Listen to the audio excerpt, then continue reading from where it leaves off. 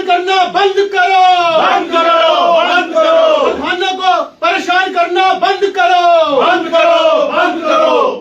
देहरा में आज उस समय अच्छा खासा बवाल मच गया जब देहरा के पूर्व विधायक होशियार सिंह व बीजेपी कार्यकर्ता डीएफओ ऑफिस का घेराव करने पहुंच गए। बीजेपी नेताओं का आरोप है कि मंडलायुक्त से क्लीन चिट मिलने के बाद सक्री पंचायत प्रधान रोमन भक्कल को लगातार नोटिस जारी किए जा रहे हैं। डीएफओ देहरा तो इस तरह की कार्रवाई सरकार सुन ले, मुख्यमंत्री भी सुन ले, उनकी पत्नी भी सुन ले।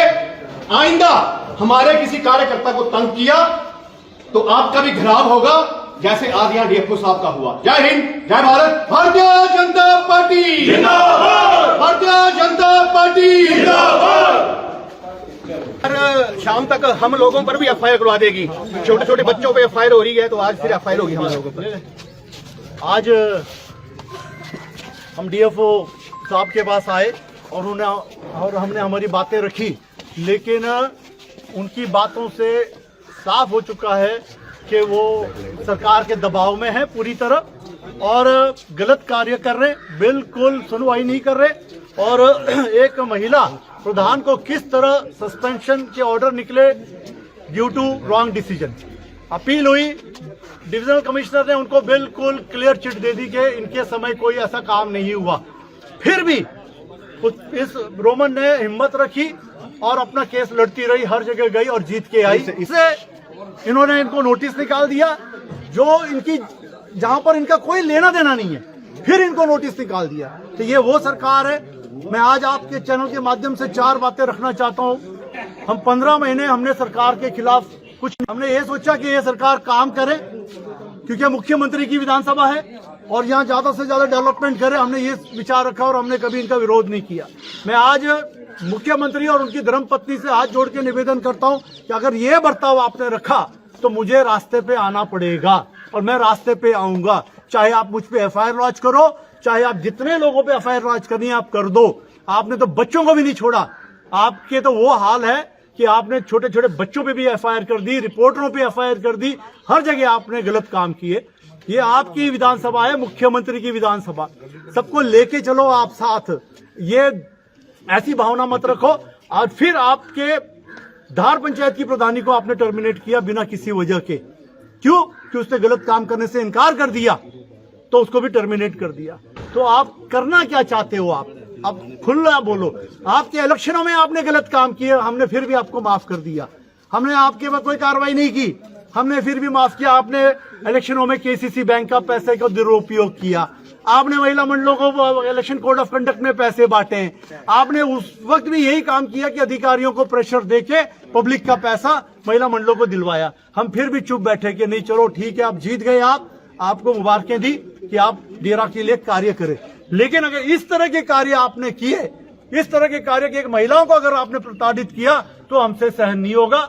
हम आएंगे, आपसे जो होता आप करो, हम भी प्रदर्शन करेंगे और जहां तक हम जो भी कर सकते हम करेंगे। अभी बहुत जल्दी खुलासा होने वाला है, आपके सामने आ जाएगी सारी बातें। लेकिन इन्होंने उस वक्त भी धांधलियां की, उस वक्त भी इनके सारे मंत्री, चेयरमैन, एमडी यहाँ बैठे आकर के और ये कार्य इन्होंने कांड किया। और ये आज सबके सामने लिस्ट हमारे पास है और वो भी मैं आपसे साझा करूंगा कितने लोगों को क्या क्या किया। 980 महिलाओं को 4,500 रुपए दिए इलेक्शन के दौरान। कितने? 980। 35,000 महिलाओं में 980 लोगों को पैसे दिए और उसके बाद आज 15 महीने हो गए पैसे नहीं दिए। जो भी डॉक्यूमेंट्स है मैं पब्लिक डोमेन में डालूंगा और आपके समक्ष आएगा, आपको सच्चाई का पता चल जाएगा कि जीत कैसी हुई है उनकी। और ये अब जो कार्य कर रहे हैं, जो लोगों को परेशान कर रहे हैं, ये भी सारी बातें जो है मैं आपके समक्ष लाता रहूंगा। इस केस के रिगार्डिंग भी हम पब्लिक डोमेन में कुछ पेपर डालेंगे, इसके बाद जिससे कि आम जनमानस देहरा विधानसभा क्षेत्र की जो पब्लिक है वो सब जान सके कि ये सरकार और ये अधिकारी सरकार के इशारे पर कितना दबाव में काम कर रहे हैं और हमारे कार्यकर्ता, भाजपा के कार्यकर्ताओं को परेशान करने का काम कर रहे हैं। आज एक ऐसा मुद्दा है जो बार बार डीएफओ के दफ्तर से उठ रहा है। हमारी सक्री की प्रधानी रोमन, जिसके ऊपर पहले भी आरोप लगाए गए कि उन्होंने सड़क बनाई, नाजायज कब्जा किया है, गेट लगाया है और उस बेस पर कर दिया गया, टर्मिनेट कर दिया। और टर्मिनेशन ऑर्डर ऐसे निकले कि शाम को 4 बजे ऑर्डर होते हैं और अगले दिन टर्मिनेशन हो जाता है, जिसपे एसडीएम, डीसी, डीपीओ सब उसको अप्रूव कर देते और इनको टर्मिनेट कर देता। फिर इन्होंने अपना केस आगे फाइल किया डिविजनल कमिश्नर के पास। डिविजनल कमिश्नर के ऑर्डर आए कि इन्होंने कोई भी ऐसा नाजायज कब्जा नहीं किया है और इनको बहाल किया जाए, फिर दोबारा प्रधान बने। ऑर्डर आ गए, फिर अब उनको नोटिस निकाला जा रहा है दोबारा से, जो कि बिल्कुल गलत है। तो एक महिला को बार बार प्रताड़ित करना ये ठीक नहीं है। तो हम आज डीएफओ के पास यही कहने के लिए आए कि आप एक अधिकारी हैं, आप डिविजनल कमिश्नर से ऊपर नहीं है। डिविजनल कमिश्नर के तो कम से कम ऑर्डर पढ़ लो, आप तहसीलदार की रिपोर्ट पढ़ो, आप कानून की रिपोर्ट पढ़ो जिसमें लिखा है कि कोई गेट नहीं है, फिर भी आप उसके नाम से आप नोटिस निकाल रहे हो। तो ये जो है बहुत गलत कार्य जो हो रहा है और प्रताड़ित किया जा रहा है महिला को बदले की भावना से, राजनीति की भावना से, तो ये बिल्कुल गलत है। इसलिए आज हम सब यहाँ एकत्रित हुए हैं। इसी तरह धार की प्रधानी को भी टर्मिनेट कर दिया गया, वो आज वो बिचारे हॉस्पिटल में। क्यों किया? क्योंकि उपप्रधान जो है उसने बिना प्रधान के कॉन्फिडेंस के काम कर दिया। अब वो जा रहा बोल रहा प्रधानी को पेमेंट करो, प्रधानी बोल रही मुझे पता ही नहीं। अब उसने पेमेंट नहीं की, इसके लिए उसको टर्मिनेट कर दिया। अब आप बताएं, क्या ये कौन सा जंगल राज है? आप महिलाओं को प्रताड़ित कर रहे हो। आप अच्छे काम करो, अच्छे काम करने वालों को प्रोत्साहित करो, अच्छे काम करने वालों को आप गलत केसेस में फंसा रहे हो। और जहां गलत काम हो रहे हैं वहां अपनी आंखें बंद रखी है। जहां गलत काम हो चुके आंखों के सामने दिखाई दे रहा है, वहां आप कुछ नहीं कर रहे। और पर्टिकुलरली आप प्रधानों के पीछे लग गए, आप उन महिलाओं के जो पार्टी से जुड़े हुए उनके पीछे लग गए। ये बिल्कुल गलत है। इसके लिए आज हम यहाँ पहुंचे हैं ताकि प्रशासन जो है वो जो है गलत काम ना करें। इसीलिए आज हम यहाँ पे सारे के सारे यहाँ पहुंचे।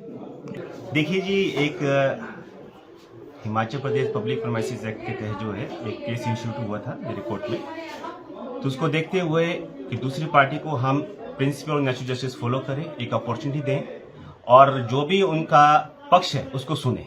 उसके तहत ही एक नोटिस उनको सर्व किया गया था और एक डेट फिक्स की गई थी कि इसमें आप अपना जवाब दायर करें और उसके साथ जो एविडेंसेस हैं या विटनेसेस हैं उसको भी आप दें, ताकि उसकी जो कोर्ट की प्रक्रिया है उसको सुचारू रूप से चलाया जा सके और दोनों पक्षों को सुनने के बाद एक डिसीजन लिया जा सके।